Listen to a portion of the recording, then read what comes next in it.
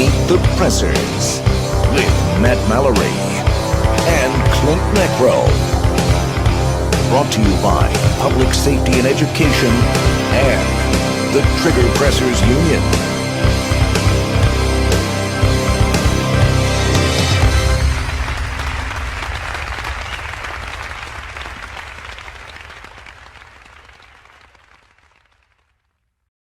This episode is brought to you by Saber Red, pepper spray and safety products for all Americans.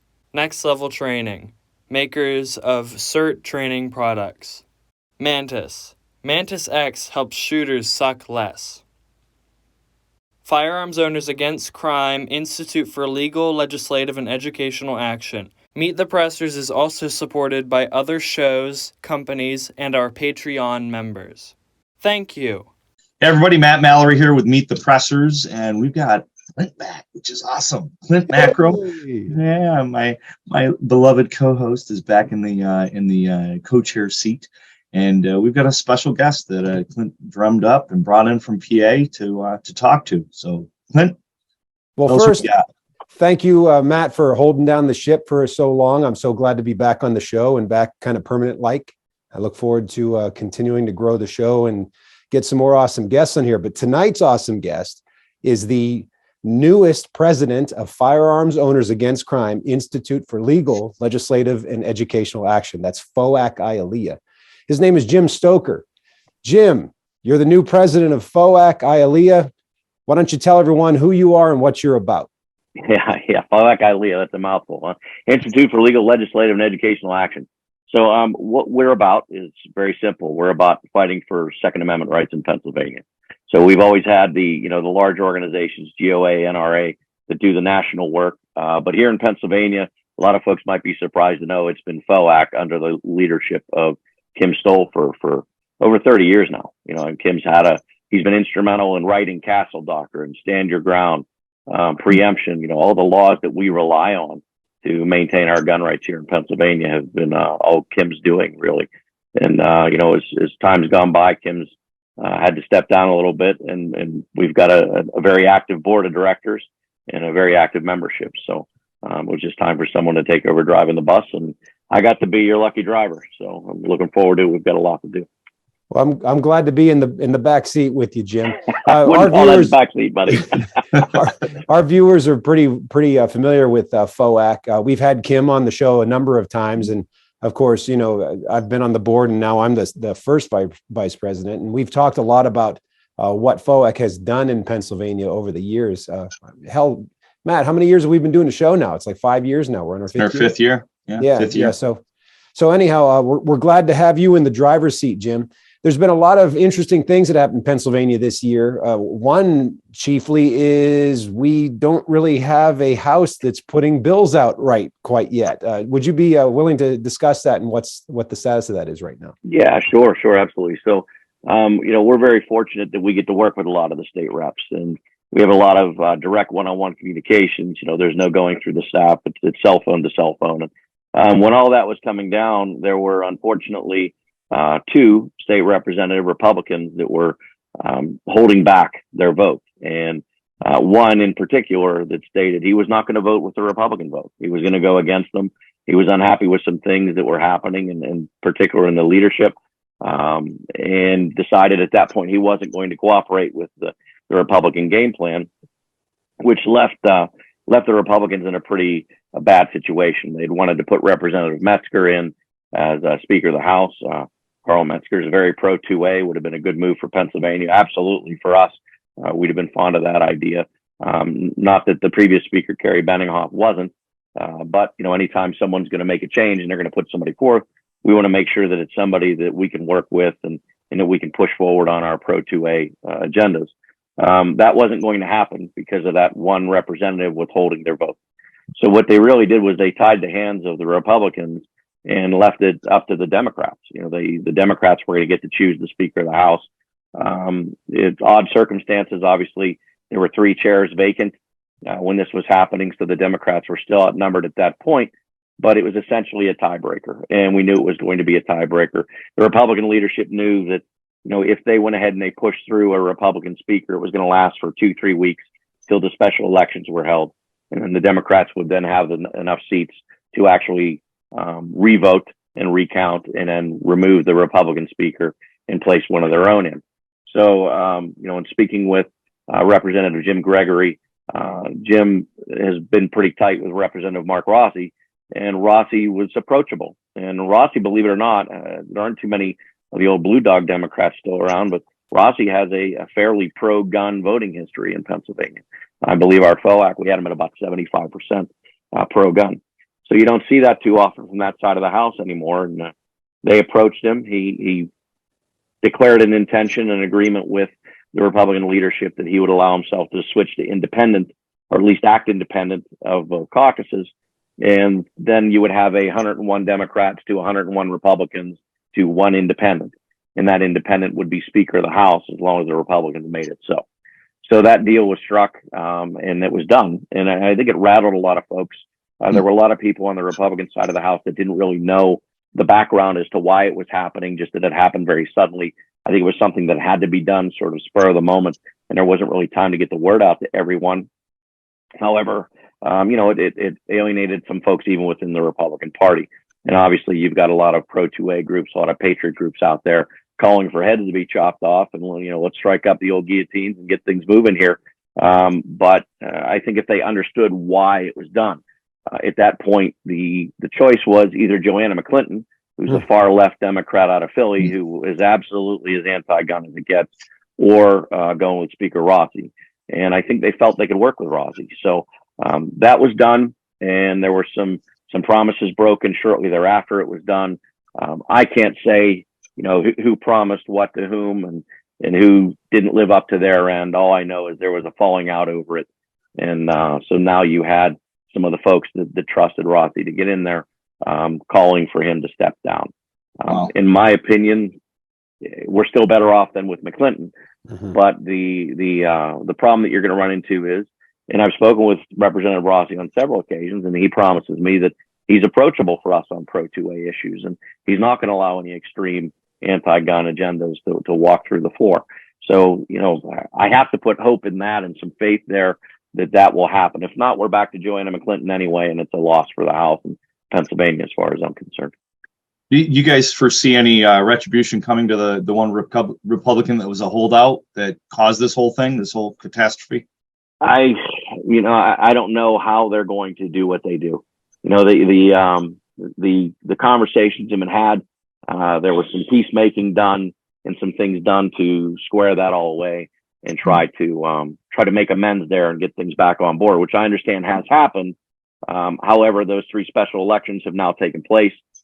If Speaker Rossi does keep himself aligned to the Democrats and does not, stick to his word about being independent or not caucusing with the Democrats, then you have a 102 to 101 edge for the Democrats, and they're going to be able to put in who they want anyway. So the interesting thing here is for them to replace Speaker Rossi right now, he has to vote against himself unless one of the Republicans decides to break ties and do his own thing again. Well, I think knowing the record of the other choice, I think Rossi's someone that we should try to work with, and I think he's someone better to work with than the alternative, most assuredly. Absolutely, I have some faith in him in that. He was doing these discussion tables. He took a committee out, a rules committee, if you would, and traveled to different locations across the state, looking for people to have ideas for how the House could do things better.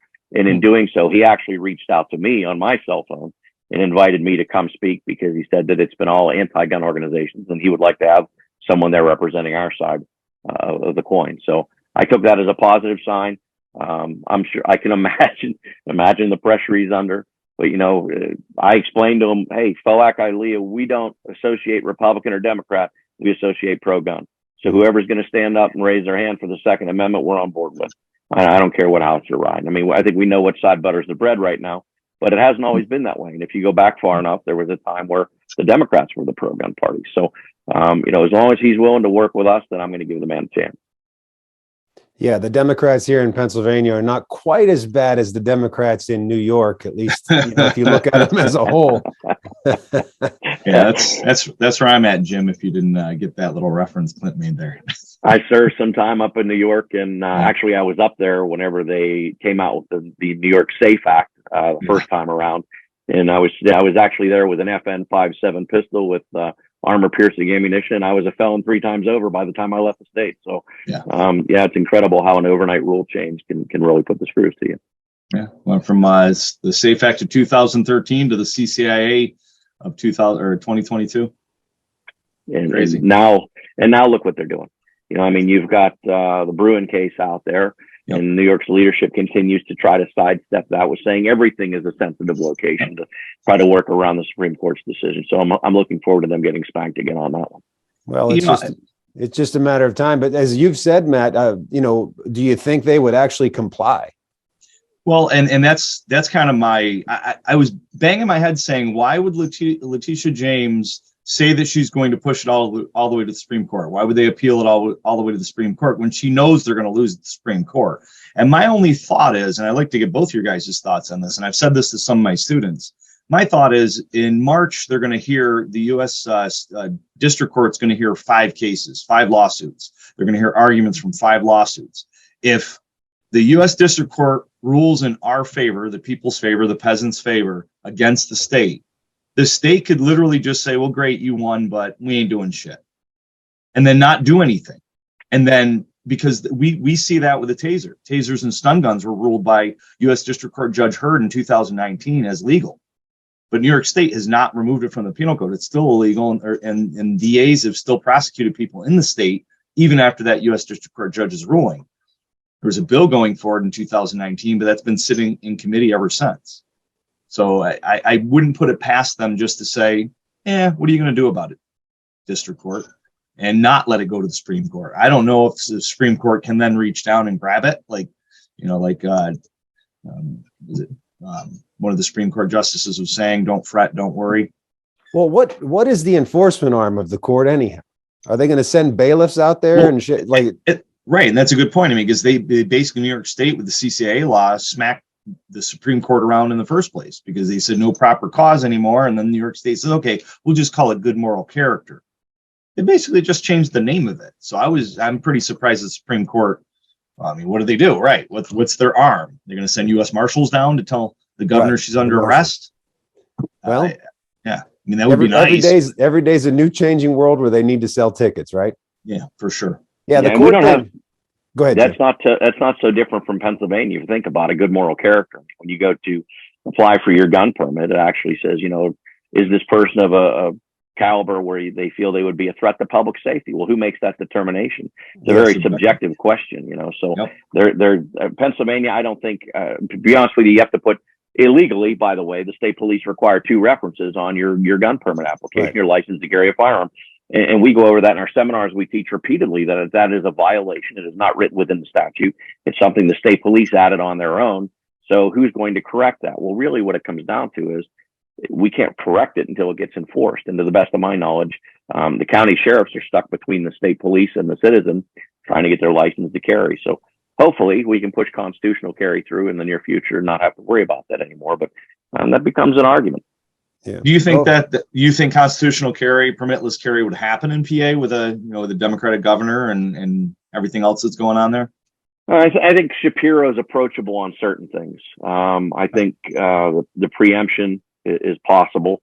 I think the elimination of picks. We have a bill trying to get rid of the Pennsylvania instant check system and rely solely on the national instant check system. I think that's possible because you're looking at it from a budgetary standpoint. What's the money involved? What are the costs here? Do I think he's going to sign constitutional carry? That discussion remains to be had. It's going to be a hard sell because you have to think of what his background is, coming from the AG's office, coming from a hard push of that side of the agenda. Primarily the Democratic Party still believes that background checks make a difference. They think background checks prevent crime. No, I think most of them don't believe it, but it's just one more hoop they can put in front of the law-abiding citizen exercise of constitutional slow the process. Yeah. Well, you'd like to think with all the information out there that organizations like ours, Dr. Lott, we put that information out there showing that those background checks do not do a darn thing about crime. Decades of research on it, and you're right. You'd like to think they're paying attention to that, but I'll be honest with you. I think we've sat in enough testimony before judiciary committees and whatnot that we know that they ignore the things that don't apply with their agenda. If it doesn't agree with their summation, then it can't be factual. So they just pretend it doesn't exist. Yeah, that's often the case. So when you were talking about that, it made me think of something. When I met with New York State, before COVID, I tried to go down and meet with the politicians down in Albany, New York, to talk about different bills that they're putting forward, as well as what laws are in place and what things can be done. And one of the things that really smacked me around and made me kind of was interesting is that they reference multiple Democratic offices that I met with to talk about bills, references the Gabby Gifford Foundation.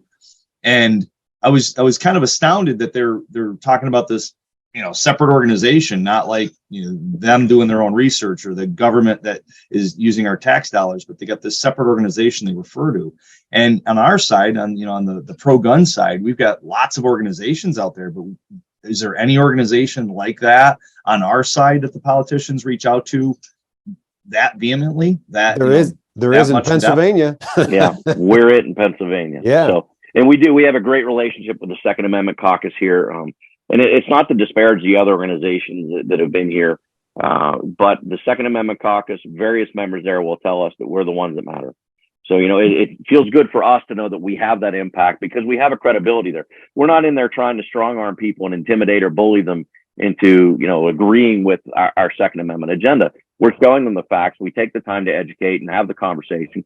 We're open to the discussion usually, and I mean usually because it's obviously not always, but we're able to get the politicians to look at the facts and look at the materials. And you've got statistics and folks like Dr. John Lott out there who compile these things. And we're not afraid to take his research and run with it, but I think the danger in it is in what you see. Klint just did a great article for our newsletter this past week that included an article about the CDC removing defensive gun use statistics from their website under pressure from an anti-gun organization. They're not going to do that for us. The money's not behind us. We're a grassroots organization. Our money is raised $30 at a time. We don't have a multi-millionaire out there throwing money at, Ceasefire PA and all these other groups that just live off of these large donations. And let's face it, they don't have to be right. They just have to have money. And as long as they have that money, they can have that influence. So we have to combat that with education. And that's hence the E&ILEA. We're trying to make that happen. Well, one of the other things too, you do have some Democrats. I mean, largely the anti-gun people are Democrats. So let's just call that out. Some Democrats will go on that anti-gun narrative, and that's just their focus. But there are other ones that are just generally uneducated. The problem is so many groups and so many gun owners won't reach out to officials to educate them. A lot of gun owners, their idea is like, well, screw them. I ain't talking to those people. Well, they listen to the people that talk to them. And Giffords sends people down there all the time. And so does Ceasefire PA and all of the national anti-gun groups. They have people down there all the time handing out literature and stuff and talking to them and setting up meetings. And the problem is, FOAC, we're down there. We have a presence. GOA goes down there from time to time. So does NRA, but not to the frequency that the anti-gunners do. So a lot of those good, well-meaning people that are just generally uneducated are going to listen to the squeakiest wheel. And that's why we as gun owners need to contact every one of our elected officials, get to know them and be that squeaky wheel in their ear and build a relationship with them, even if they are anti-gun. No, and we've also seen how many times if they have a judiciary committee meeting and we're having a hearing or we're discussing red flag laws, which we know are making a round again in Pennsylvania. They're about to be brought down to the floor again. They're looking for co-sponsors right now. We know by the last time, if they bring in, 2 trauma surgeons from the city of Pittsburgh and the city of Philadelphia, and they talk about the drama and the trauma of having to put someone back together after being shot and notifying the family. They're not up there saying, hey, look, we had X amount of shootings. Well, 15 of them were criminal activity anyway. So, that doesn't, they're just talking about, the trauma of having to tell someone that they've lost a loved one. So it's very difficult to combat the emotion of the testimony with fact. People don't necessarily latch on to the facts or the statistics. They latch on to the story. So you're going to have certain add to the fact that we have a party line in Pennsylvania. I've often had this discussion with different people in Pennsylvania here where we talk about voting party line. The Republicans will honestly vote how they feel 9 times out of 10. They when they put their vote together, it's not by party line. There are some that vote yay, some that vote nay, a lot of times based on what they legitimately feel is the right thing to do.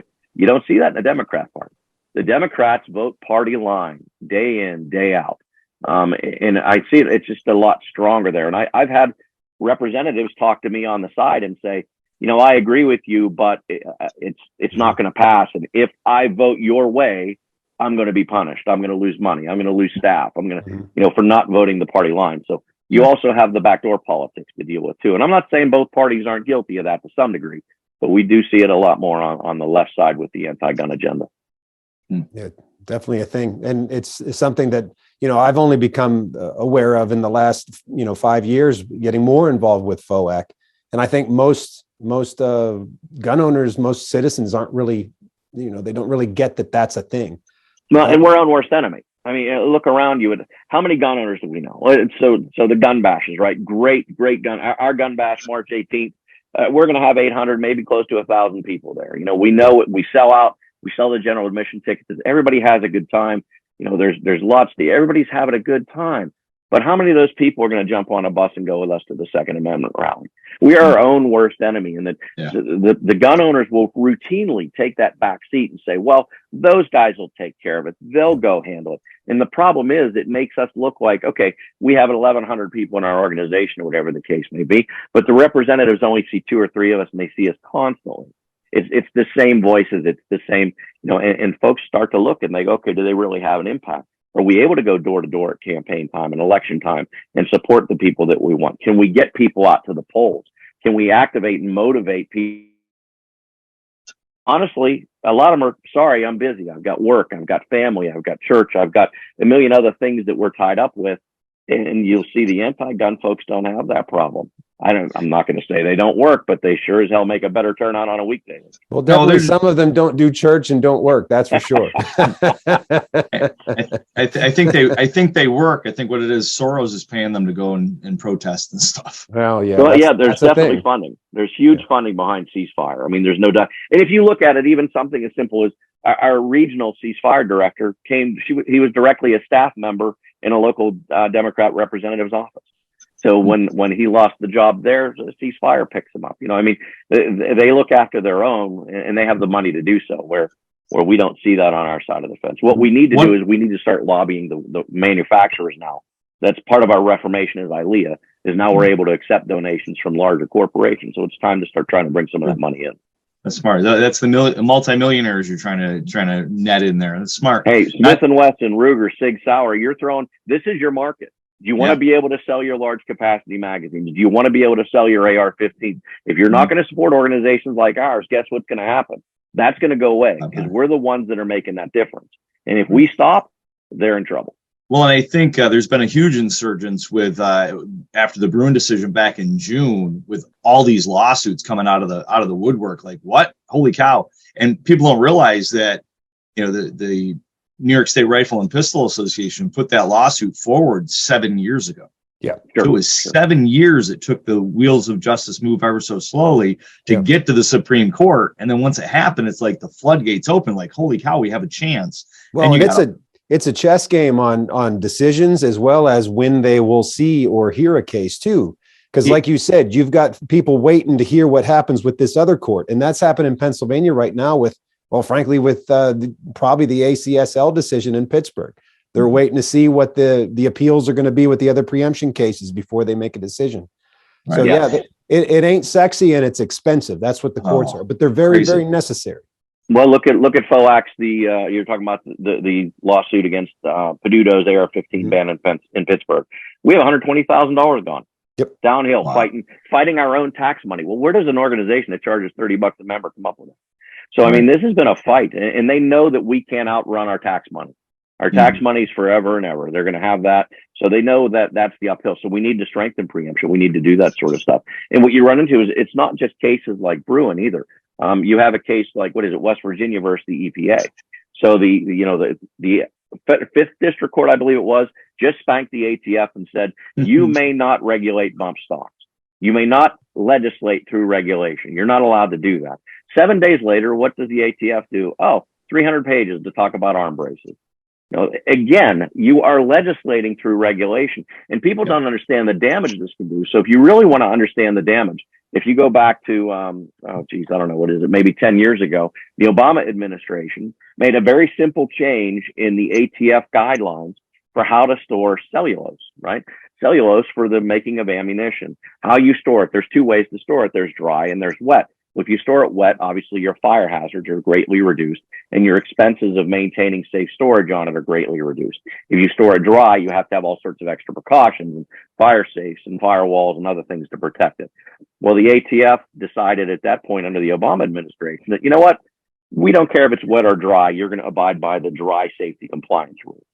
The entire ammunition industry was shut down for 24 hours nationwide because the expense that was there, they're unable to operate because they no longer meet the safety standards. It took a court injunction to belay that order, to belay that regulation, to get the ammunition industry up and running again. But the impact that had on the ammunition industry at the time was astronomical. I mean, prices went up statewide. All of a sudden you had a shortage because of one day. They were shut down for one day. So you can't short, how much a simple regulation can impact the firearms industry. And you watch with this arm brace thing, this is a whole different ballgame again. So we're waiting for the court to come in and smack it down. Yeah, they're we got to give them credit. They're not dumb. They know that if they can't get the guns, they can stop the food source. Well, can't feed your gun, can't use the gun. Well, and that's bills in both the federal and state level now of you have to have an ID to buy ammunition. And the purpose behind that really, people say, well, what's the big deal? Well, the big deal is it eliminates online sale. That's the big deal. It's not a matter of, you already have to be 18 or 21 to buy ammunition at Walmart. If you go to Dunham's or wherever, they're looking at you and they're making an opinion.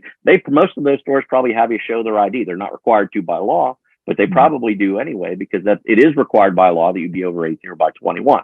The difference is here now they want you to actually prove your ID and things of that nature. So they're not stupid. They understand that, okay, it's not going to really impact the over-the-counter sales, but it is going to impact online sales. So now you're no longer going to be able to purchase ammunition online. Well, what's that going to do to the ammunition industry? What's it going to do to the retail industry? The delays. Remember how things were during COVID. Good luck finding 30-06 soft points for deer hunting. Yep. Good luck finding anything but 5.56 or 9mm. Turkey rounds. It was a pain in the butt to find turkey rounds. Absolutely. 410 shells, you name it. They're introducing that here in New York State with the CCIA as far as the background check database, and I think it's partially why they're going to do a pick system like you guys because of PA. They're basically July 1st. They're supposed to have a database where us FFLs are supposed to run all the background checks through New York State now, and then New York State's charging $10, which we can't upcharge that at all, and we got to pay the state $10. So literally, to do a background check, we make nothing. Yeah, well, they're making you put together the database too. That's another thing they're doing. Well, Pennsylvania is not so different. I mean, we pay honestly, it's basically $5 for a handgun, and I think $2 for a long gun or whatever. But it adds up. I mean, I watch my credit card bill go every. I'm really bad about paying it. Sooner or later, that's going to haunt me. But the state police, they're taking their money's worth, and you sit and you go, okay, so instead of we didn't put a tax out there. We're not taxing gun ownership. Well, the hell you're not. I mean, now, if you're not taxing it, then why are you so opposed to the elimination of your system? A $250 million investment that you've made that doesn't even work. You've admitted to us that we had to file that. We filed a lawsuit. FOAC filed a lawsuit against the state police using my gun business and another veterans gun business from across the state to go after the background checks. And we sued the chairman of the state police personally. Because if you can show that they're in violation of a statute, if they commit a crime, you can actually sue the chairman of the state police. So what we did was our attorney, Josh Prince, went out and showed, proved to the court that he's not abiding by the statute that says these background checks must be instant. And they made a mistake when they put me on the stand. Klint and I've laughed about this a couple times. They put me on the stand and they gave me the records of my background checks from the year 2021. And I had an average delay of 2 hours and 13 minutes. And the attorney general, the deputy attorney general trying the case, looked at me and said, Mr. Stoker, can you please explain to me why you're upset about a 2 hour and 13-minute delay on a background check? I don't understand. And I looked at the judge and I said, can I answer that in 2 hours and 13 minutes and see how he feels? And all of a sudden, everybody understood, So it's awesome. Usually you yelled at that in court, but Judge McCullough has been a great judge for Second Amendment issues. And she actually issued an injunction against the state, a preliminary, a few months later, that all of a sudden there's no delay in our background checks. Yeah, and I can say, Jim, I work with a lot of ranges and FFLs across the state and in the region, and largely everyone I've talked to in Pennsylvania said since that decision, they've noticed a significant change in the time, and the delays are very, very much less frequent. Yeah, we used to have a 3 to 4 hour delay every day. By 3, 4 in the afternoon, you hit 7 hours. Some days it would go overnight. And all of a sudden, it was like someone waved the magic wand and it was fixed. So I'm not going to sit there. My initial instinct was just that they were overwhelmed. But as soon as the day that injunction came out, all of the delays went away except for 1 week in November. 1 week in November, it got rough again. I don't know if it was hunting season, Thanksgiving, whatever it was. And then it smoothed back out. And I have not seen an advertised delay. I've not had a delay of more than maybe 15 to 20 minutes since then. So you're telling me that it was not political. You weren't slowing the system down. But when an injunction came out, what you finally figured out, you didn't have the router plugged in? I don't understand what we missed here. So all of a sudden, everything works again. Too much packets crashing. Yeah. Yeah. So we're getting close to the time we have to end here, Jim. But I was hoping you could talk about some of the things we have coming up with FOAC. There's a lot of there's the gun bash. We're sponsoring the gun makers match. There's the educational opportunities that are happening all across the Commonwealth. You want to speak to any of that stuff? Yeah, we have a number of concealed carry seminars coming up where we actually go out, Democrats, Republicans alike, whoever asks for us. We go out and we go over, where the laws come from, where you can and can't carry, who can get a permit, who can't, a license to carry.